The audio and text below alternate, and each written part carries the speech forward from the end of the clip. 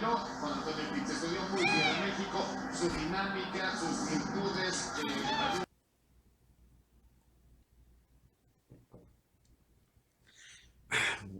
Mi.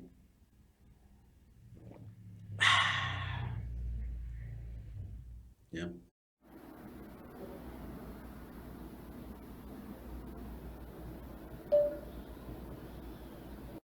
Buena, fantástica, supercalifragilística y espiralidosa semana tengan todos ustedes. Desde San Francisco de Campeche, tierra de piratas, comenzamos.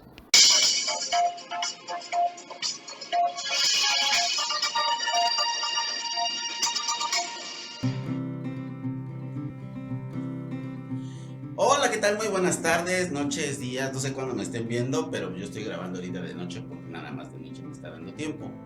Así que si ven un poquito distinta la iluminación de la última vez, pues es por eso. Les agradezco mucho que me hayan visto la otra semana.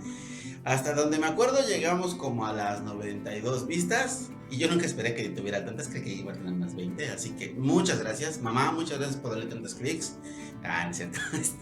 Esperemos que les haya gustado el video de la vez anterior y en esta ocasión pues nos vamos a adentrar en un tema distinto. Tiene que ver todavía con el petróleo en algún momento, pero digamos que esta cuestión es más peligrosa.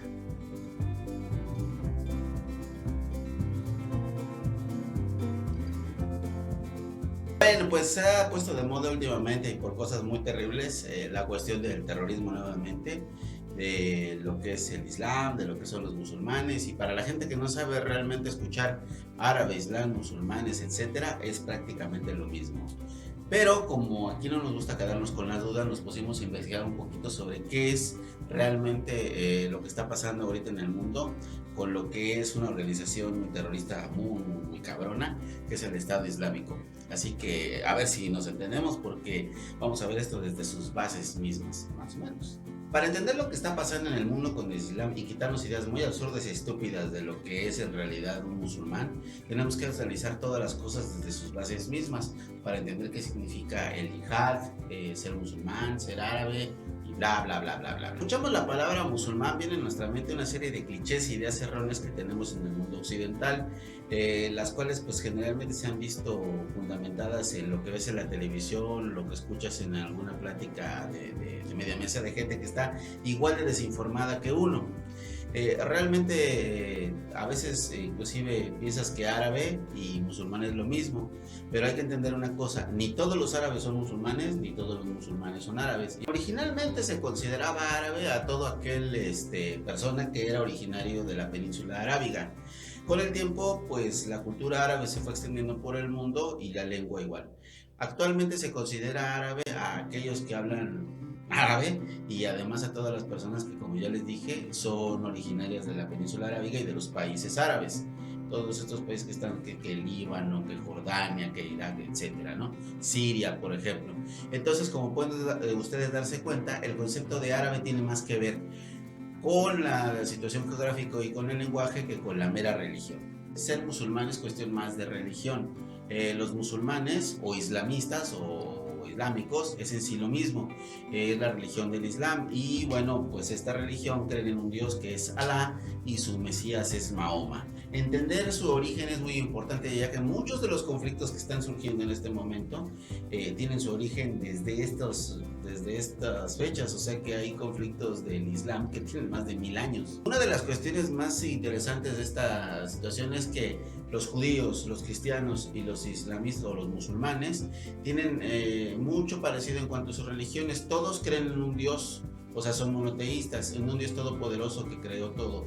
Simplemente lo que les cambia es el Mesías. En el caso de los judíos, Abraham; en el caso de nosotros los cristianos, o yo católico, es Jesús; y en el caso de ellos, pues es Mahoma. Mahoma, un hombre que pues, realmente existió allá por los años de 600 y tantos, ¿no? Primero que nada, todo musulmán tiene 5 obligaciones básicas para considerarse un buen musulmán, y estas son: la fe, no hay más Dios que Alá y Mahoma es el único profeta.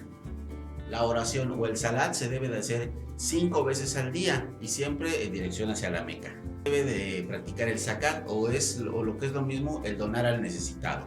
Cada musulmán determinará cuánto puede donar, pero todos lo tienen que hacer. Debe guardar ayuno durante el Ramadán, o lo que es lo mismo, el 9º mes del calendario musulmán. Y todo musulmán que tenga posibilidad de hacerlo debe ir al menos una vez en su vida a la Meca. Después de que el 8 de junio del 623 muere Mahoma, los grandes líderes del mundo musulmán se reúnen y dicen, bueno, ¿y ahora quién caramba lo va a suceder? Algunos de ellos decían que la mejor manera de escoger al siguiente era en base a la herencia, al mandato divino, o sea, alguien que fuera de la misma familia, ¿no? Y en ese sentido el más beneficiado fue el primo y también yerno de Mahoma, Ali.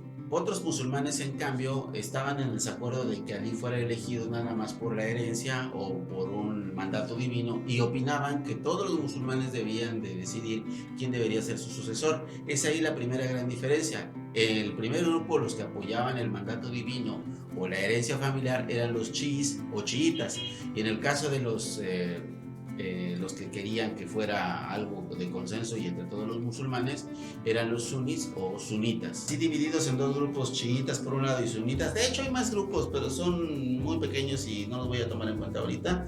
Pero chiitas y sunitas empiezan a agredirse durante los últimos 1000 años y ha habido auténticas masacres entre unos y otros. De hecho, las organizaciones terroristas como de la que estamos hablando, que es el Estado Islámico, también ven a los chiitas como enemigos de ellos. Chiitas y a todo el que no crea como ellos. Realmente es bastante simplificado el mundo para gente como estas personas. Actualmente en el mundo árabe los chiitas son aproximadamente el 13 y el 15% de todos los musulmanes que hay en el mundo. El otro 87-85% son los sunís o sunitas. Y la siguiente pregunta será muy interesante. Bueno, y de los dos bandos, ¿cuáles son los malos? Resulta que de los dos lados hay locos, ¿no? Entonces, tanto los chiitas como los sunitas tienen grupos extrarradicales que se dedican a ejercer sus ideas en base a la violencia. Y es aquí donde viene uno de los mayores problemas, porque el yihad se da muchas interpretaciones. Realmente dentro del Corán, el yihad no quiere decir guerra santa, como en el mundo occidental se ha querido interpretar en muchas ocasiones. Yihad, como ya lo dije, realmente solamente quiere decir esfuerzo hacia tu fe. Ahora bien, ¿cómo puedes expresar el esfuerzo hacia tu fe? Bueno, en primera, ser un buen musulmán, y esto es evitar el pecado, no caer en tentaciones, tener una vida centrada y correcta. Ahora bien, ¿cómo puedes expresar el esfuerzo hacia tu fe? Bueno, en primera, ser un buen musulmán, y esto es evitar el pecado, no caer en tentaciones, tener una vida centrada y correcta, y seguir los 5 mandatos que ya les dije, las 5 obligaciones del musulmán. Eso te hace hacer un buen yihad. Otra de las maneras de hacer el yihad es expandir la palabra de Mahoma y de lo que es la fe a Alá. Esto es, bueno, pues no sé, sería como aquellas personas que vienen a tu casa y tocan para hablarte de su fe. Entiéndase, testigos de Jehová, que son los que más me vienen a la mente, pero en realidad es simplemente hablar de tu fe y tratar de convencer al otro.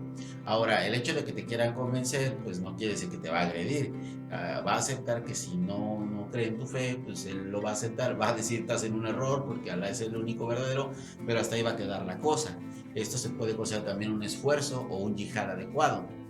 Ya cuando empiezan los pinches problemas es cuando se ponen locos y se ponen a matar a gente. Y es que en alguna parte del Corán, de una manera así un poquito literal, dice que a los infieles o a los que no sean seguidores de Alá hay que cortarles el pescuezo o el cuello. Sin embargo, esto se considera una mala interpretación del yihad, ya que una de las partes del Corán también habla sobre la aceptación y el ser pacífico para quienes no piensen como tú. Entrando en materia de los que son ultra extremistas, tenemos a los yihadistas, que son los que llevan el yihad a los extremos que ya hemos visto. Y retomando el asunto de quiénes son buenos y quiénes son malos, habíamos dicho que tanto chiitas como sunitas han tenido en algún momento representantes terroristas. Por ejemplo, los chiitas en algún momento fueron representados por el Hezbollah, que en los 80s fue una de las organizaciones terroristas más terribles, tanto así que se atrevieron a dinamitar una de las embajadas de Israel en los Estados Unidos. Los sunitas, en cambio, son representados por el más famoso y más célebre de los grupos terroristas, Al Qaeda, que como ustedes saben fueron los que tumbaron las Torres Gemelas allá en los Estados Unidos hace algunos años.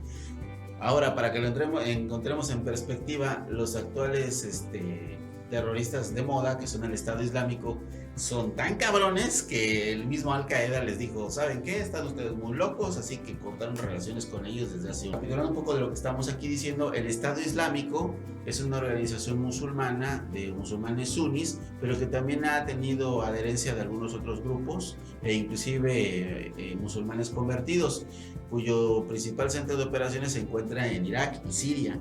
Este grupo, como ya lo habíamos dicho, es ultraviolento y es por eso que se ha hecho famoso, con métodos medievales así tipo Saud para ejercer su fe. Entrando en materia de lo que es realmente el Estado Islámico, antes llamado ISIS, antes llamado Al Qaeda de Irak, antes llamado Organización Monoteísta del Yihad, tenemos que hablar un poquito de su representante o su autoproclamado califa. Esta organización se ha autoproclamado como un califato, y esto quiere decir que se creen los representantes de todos los musulmanes del mundo, cosa que evidentemente no es verdad, ya que muchos musulmanes, de hecho creo que la gran mayoría de los musulmanes no comulgan con las ideas de esta bola de personas. Pero bueno, ellos se autoproclamaron así e inclusive ya nombraron un califa que tiene un nombre bastante raro y largo. Bueno, disculpa, pero lo tengo que leer. El nombre de su líder actual es Abu Bakr al-Baghdadi, pero de cariño le dicen Abu. No es cierto. Bueno, él se autoproclamó como califa y ese es su nombre corto. El nombre largo se los voy a poner aquí porque está demasiado largo. Si bien el origen de esta organización es Jordania, ellos aprovecharon la coyuntura de la guerra del Golfo y la invasión a Irak para meterse en este país y encontrar una gran cantidad de adeptos, tanto así que actualmente Irak es el centro de operaciones junto con Siria de esta organización terrorista. Aproximadamente unos 30.000 kilómetros de territorio entre Siria e Irak son lo que cubren estos amigos, algo así como 10.000 personas dispuestas a morir por sus ideas, que no solo se encuentran en esta zona, hay muchos de ellos infiltrados en Europa, en el norte de África y en los Estados Unidos, lo cual es más grave. Abu y su banda del Estado Islámico han impuesto en el territorio de Siria e Irak una versión muy estricta de lo que es la ley islámica o Sharia, tanto así que las mujeres pues tienen que usar sus velos, a los homosexuales los asesinan después de un juicio corto y de maneras muy gachas, que incluyen la lapidación, el aventarlos desde lo alto de un edificio o colgarlos, si bien les va, si no los destripan. Ahora, ¿cómo es que esta bola de canijos lograron tener tanto poder y estar tan a gusto en esta zona perdida de Dios? Bueno, durante la guerra del Golfo se perdió muchas vidas norteamericanas y además se gastó una cantidad enorme de dinero con muy pocos beneficios para los Estados Unidos. Es así que el presidente Barack Obama se vio en la necesidad, o muy presionado por el Congreso de su país y además por la crítica de sus propios ciudadanos, a dejar esta zona y retirar a sus tropas, lo cual hizo que Irak se quedara solito para pelear contra esta bola de locos, y es entonces que pues lamentablemente han ido creciendo en poder, además de que ahora actualmente el gobierno de los Estados Unidos no está interviniendo o no está participando activamente en este conflicto. Lo que ellos hacen es pues sí, bombardean algunas de las zonas, etcétera, y apoyan a los kurdos por el lado de Siria y al Ejército Nacional de Irak en el lado de Irak para que ellos personalmente luchen contra lo que es el Estado Islámico, pero ellos en sí ya no se están metiendo tanto en este problema. Bueno, pues es un tema bastante complejo, pero espero que haya quedado claro qué es y de dónde son, y no estar echando la culpa a todos los musulmanes, porque por ahí escuché algunas voces que dicen que ni siquiera hiciera este video porque los musulmanes están locos y no sé qué tanta barbaridad más. Entonces, yo creo que es importante que conozcamos a la gente, que nos eduquemos, que aprendamos y que nos investiguemos sobre lo que son estas situaciones que nosotros no comprendemos muy bien. Espero que les haya resultado agradable, claro y sobre todo útil la información que les estoy dando, y agradezco mucho su atención. Gracias por ver este video. No se les olvide dar like si les gustó. Compártanlo en sus redes sociales y feliz Día del Padre. Ay, Baigón Verde.